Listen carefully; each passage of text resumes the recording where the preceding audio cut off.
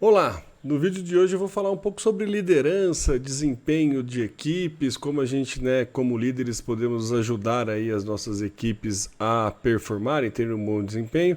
E eu vou trazer um trecho do livro Reinventando as Organizações, do Frederic Laloux, uma leitura muito legal, bem completa e que cheia de momentos de explosão da mente, assim, que faz você refletir muito. E esse é um dos trechos que eu vou trazer aqui, ó, falando exatamente sobre gestão do empenho na equipe. Nas organizações autogeridas que não têm gerentes para manter a pressão, o que evita que as equipes sejam complacentes?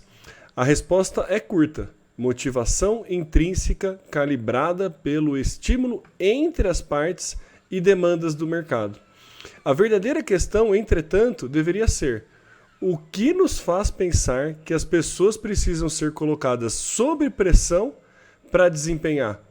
Pesquisas mostram que quando tem um propósito significativo e quando tem poder para tomada de decisões e recursos para trabalhar em direção a esse propósito, as pessoas não precisam de persuasão ou metas estabelecidas.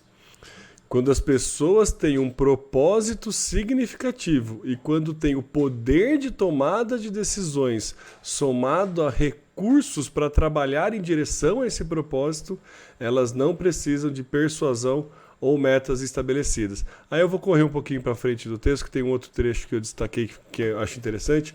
As pessoas não precisam receber pressão de cima, mas elas ainda requerem um senso de direção ou uma indicação se estão indo bem. O que esse trecho traz para a gente é repensar a forma que a gente está conversando com os liderados ou como a gente está recebendo as demandas dos nossos líderes, né?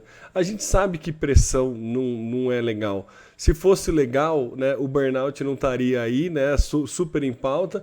E a OMS não teria colocado ele como hoje responsabilidade da própria empresa. Então o assunto é sério. Mas onde foi que a gente começou a achar que a pressão era legal? Fica claro que se a gente der tomada de decisão, recurso e mostrar o caminho e definir com o nosso liderado que esse caminho faz sentido ele percorrer, ele vai percorrer. Eu estava fazendo uma reunião e teve uma frase muito legal, uma reflexão muito legal, que o papel do líder não é trazer o futuro para o presente e mostrar ele, apresentar o futuro para o colaborador. Na verdade, a gente tem que ter claro o futuro, para onde a gente quer chegar e mostrar ao colaborador o caminho a se fazer isso, a chegar nesse ponto futuro. Então, definir o propósito é muito rico e ajuda muito a colocar o funcionário a colocar o liderado neste caminho, nessa trilha. E deixar ele, pelas próprias tomadas de decisões, caminhar é muito mais rico do que a gente ficar mandando ele fazer as coisas. O Steve Jobs, né, ele tinha uma frase que era: não faz sentido você contratar um especialista para falar o que ele tem que fazer. Você tem que deixar ele tomar as decisões, você tem que dar insumos para ele poder trabalhar, mas sempre mostrando o caminho ou o ponto de chegada.